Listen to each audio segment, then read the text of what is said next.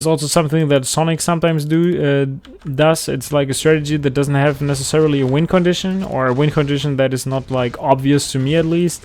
But now we're gonna see Happy is creeping, and I like that he's sending in a wisp to check what his opponent is doing, to get that scouting information. Knowing what your opponent does is half the game. And there we go, Shadow Fury is making its way over to the other side of the map, Ring of Protection +2. And what Sonic also likes to do sometimes is to get the Immolation to do a lot of damage against the ghouls. And now we're gonna see that he's waiting to get a detonate on one of the skeletons to get that level 2 unlocked on his hero. It's not killing... Oh, there he kills the skeleton with just blocking with the wisp. Beautifully done. But also the DK is super close to level 2 already. With the nice body block, he keeps the ghoul alive. He's now forcing his opponent to construct that Nerubian tower fairly early in the game. Is delaying the tech by a little bit, but the tech should be started right now. And there you go. One ziggurat tech with ghouls. Actually, a second ziggurat should be there. Yeah, there it is. Excuse me that I didn't see it, or that I couldn't see it like right from the start. That one wisp should be in a position where he's unable to attack it. Yep, that one cannot be attacked. A nice position if you're a Night Elf player yourself. Try it out. It's bulletproofed. Nothing can go wrong. On the other side, we see the Night Elf is attacking a little bit faster than the Undead, which is usually normal. The archers are positioning themselves at the mercenary camp to hire the mercenaries. This is something that European Night Elf players really like to do. DK is now going to kill that level 1 Gnoll Poacher, unlocks the level 2. Finally, we're gonna have Coil, Death Coil here in play, and you can see it beautifully done by Sonic, pulling away the creeps with one archer. The second archer is just chilling at the mercenary camp, saying hi to the creeps, and then leaving with the Forest Troll, Shadow Priest, as well as the Berserker. DK is being burned. Can he get a surround on him, maybe? That would be really beautiful. No Dust of Appearance yet on the DK.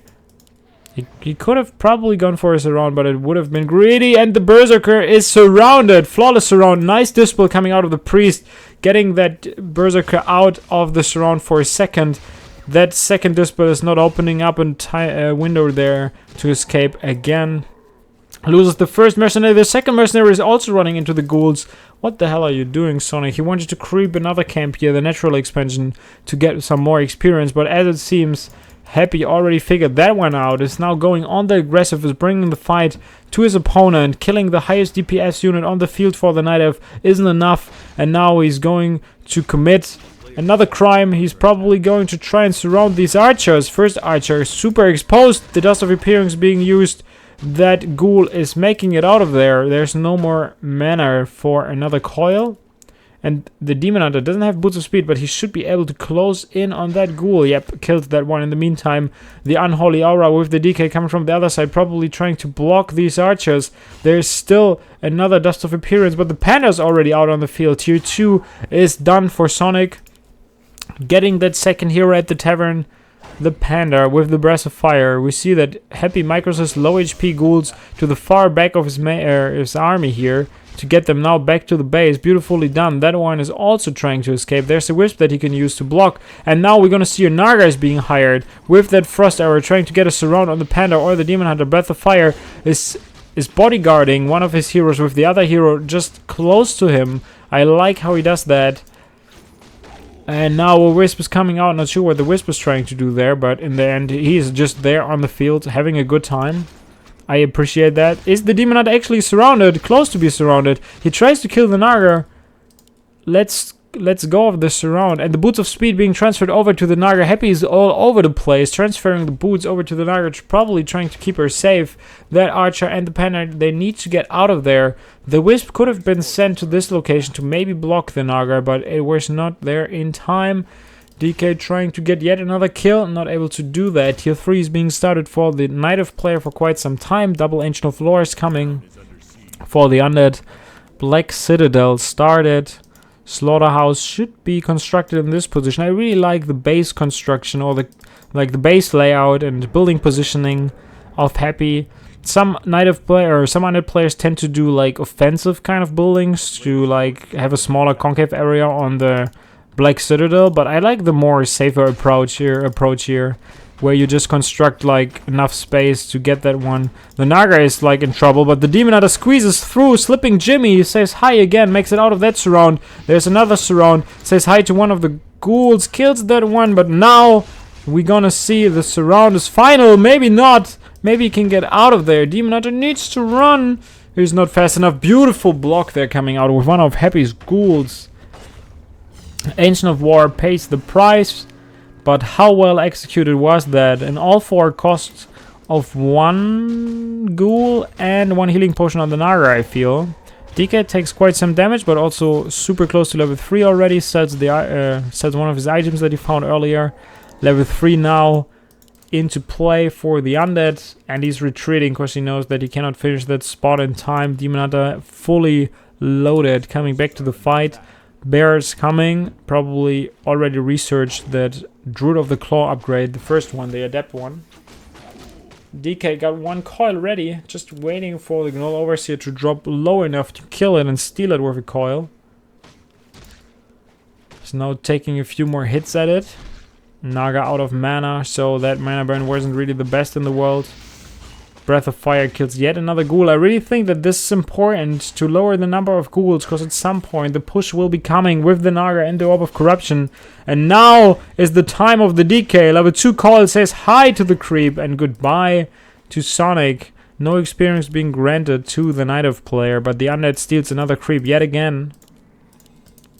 We see Sacrificial Pit is already done for the undead. 5 ghouls remaining. Plenty of wood to work with. I wouldn't be surprised to see a Boneyard coming any second. That bear got quite some mana. Needs to be careful. Sometimes these Gnoll Wardens purge you, and then the rejuvenation is purged and you will not be healed. We have 2 bears already on the map and 2 more coming, so 4 bears in total. He's not going for any Dryad so far. Expect the one that he constructed earlier. I like that he does the healing and the mana at the same time on a statue. That also takes a little bit of micro from you. First shade on the field, keeping tabs of the Night Elf player. Now he will know for the rest of the game what Sonic is doing. That long range coil could spoil the fun. I'm not sure if he realizes that that long range coil was also only possible because there was a shade giving him the vision that he needed for that.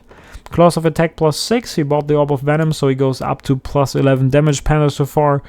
Not super useful in this game, but this is like the cost of that hero. He's not super strong at level 1, but level 3 unlocks his true potential, and level 5 is just like lights out for basically every race that he plays against.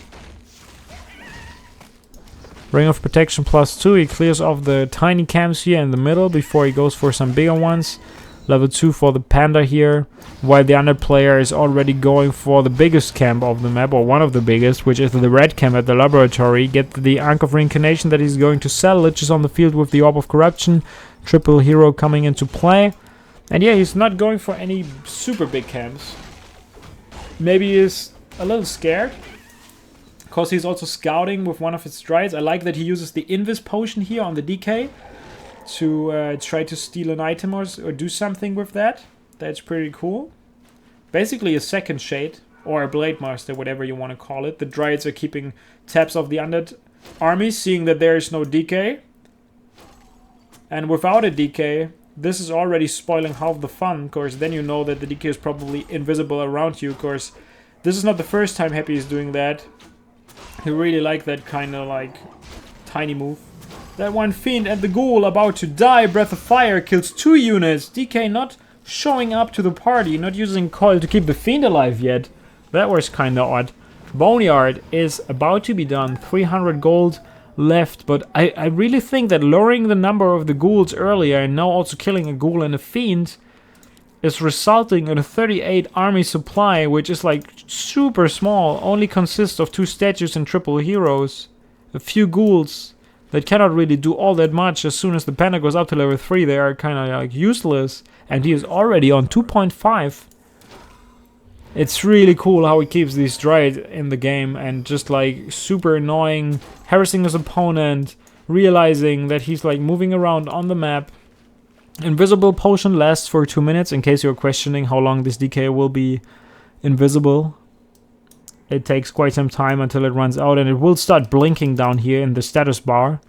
And then you know, oh, okay, maybe I should get out of here. Because as soon as it starts blinking, and I think you have like 15 more seconds or 10 more seconds.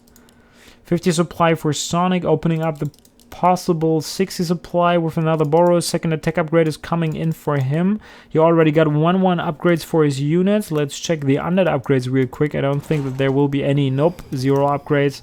He's busy enough upgrading Destroyer upgrade, building the infrastructure to go into Frostworm tech. And he's now banking a little more resources. Goes up to 50 supply with a Frostworm and a Fiend already. Will be up to 2 Fiend, 3 Ghouls, 2 Statues, and a Frostworm.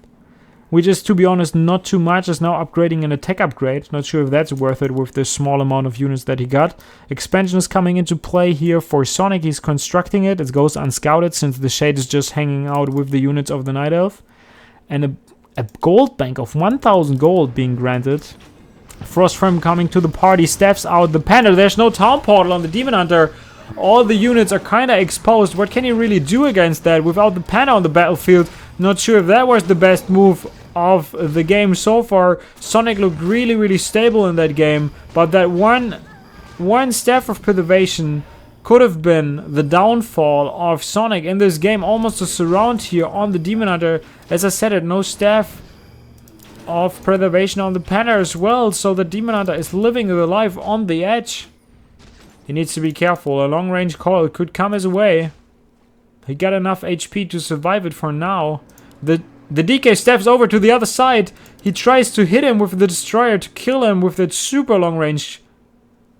Wow, that was a beautiful move. It was not enough in the end. He could now just give the Staff of Preservation over to the Panda to staff out the Demon Hunter, but he doesn't really need to do that.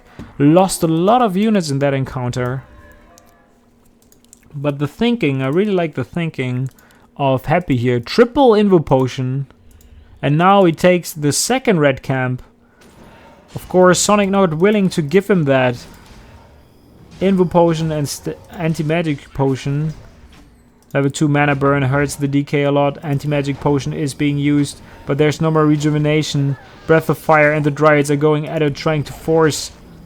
Oh, and he kills the Frostworm. But the Demon Hunter uses the Invo Potion the very last second. Staff of Preservation needs to be given over. There's now, the staff is now on the Panda. Staffs him out, leaves the Panda exposed. But he cannot follow that one up. There's no mana on the DK to coil him. No more Nova and no Forked Lightning. So he stays alive for now. In the meantime, expansion is done. And he's going to set that one up to have a second gold mine running for him. More bears are coming the way of Sonik. 2-1 upgrades so far for the Dryads. And now Happy does what he likes to do the most. Creep the entire map, get as much experience as you can, and then try to just like out-micro your opponent. That ghoul tried to kill the archer, but Sonik aware of that, killing that one. So one ghoul down, a Frostworm is being rebuilt. The Shade actually gets the confirmation on the Tree of Life, so he knows that there's an expansion coming for the Night Elf player. No Nature's Blessing being researched yet. Another Dryad and another Bear is coming. No Invo Potion for both of the heroes. This will be Panda level 3 after killing that one. Boots of Speed for the Demon Hunter. But yeah, if he tricks him into staffing out the wrong hero and then focusing the remaining one, that could be the final nail in the coffin. Even with an expansion, what can you do if your heroes are dead? Or, like, both of the heroes are so crucial that if you lose one, you are in trouble. 61 supply, though, for Sonik against the 48 of Happy. Not that impressive, but Happy, on the other hand, 1,600 gold. Now converting his gold into army. Gets another statue, gets another Frostworm. Goes up to 2 Frostworm and potentially 3 Destroyers with only 2 Fiends and triple heroes. Panda in the meantime gets a little more experience, and the Ruined Bracers lowering the damage being dealt to the hero by 33%.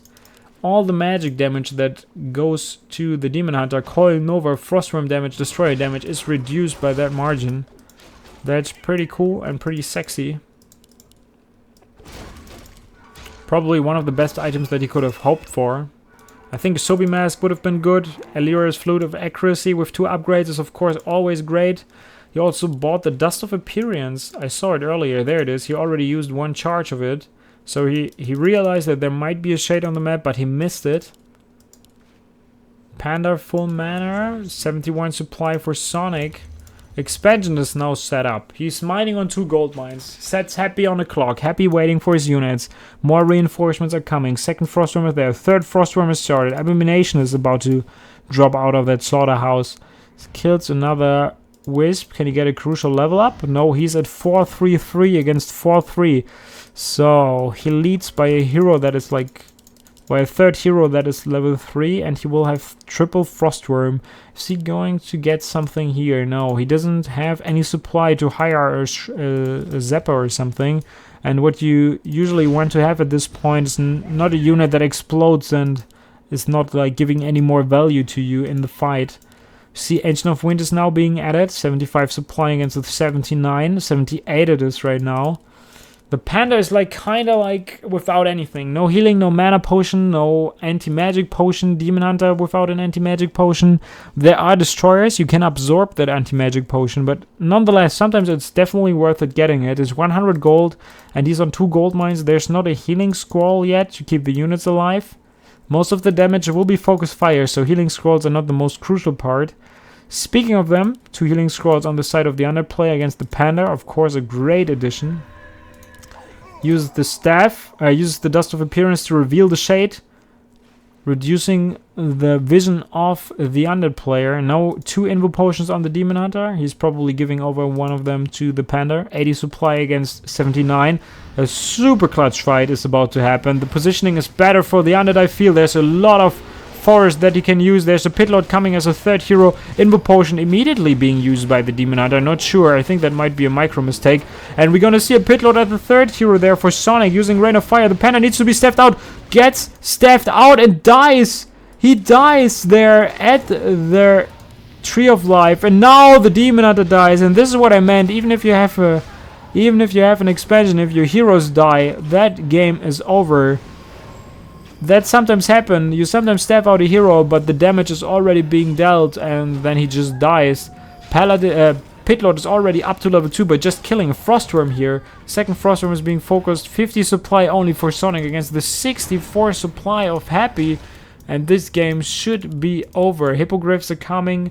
Demon Hunter should be revived in the middle. He's just waiting for a little more resources. But the DK is level 5. The Lich is about to be level 4. He was not forced to use all of his items or like any big items. That Invo Potion used before the fight started was kind of odd. I think this was definitely a micro mistake. Pitlord as a third hero. Sonic hopefully knows what he's doing, but I don't really see the use of that Pitlord. Of course he cannot be coiled, but is that really an advantage? Fiends are now going at it. Demon Hunter is being focused yet again. There's another Invo Potion. This time he uses it in time. Rain of Fire being used to maybe force him into a weird positioning, but the single Hippogriffs, they are not bringing anything to the fight. This is something that I think a lot of players realized, especially the Night Elf players, that single amount of Hippogriffs are not enough to deal with Frostworms. G is being called. Sonic not so happy that he loses the first map of that best of 5 grand final here at GERA Cup episode 77, but Happy taking it rather convincingly. Mid-game was like kind of shaky, but the end, like, everything worked in his favor, I feel. Nice control in the fight, and this separates him from all the other guys right now. Next game will be no medallions. We're jumping in it.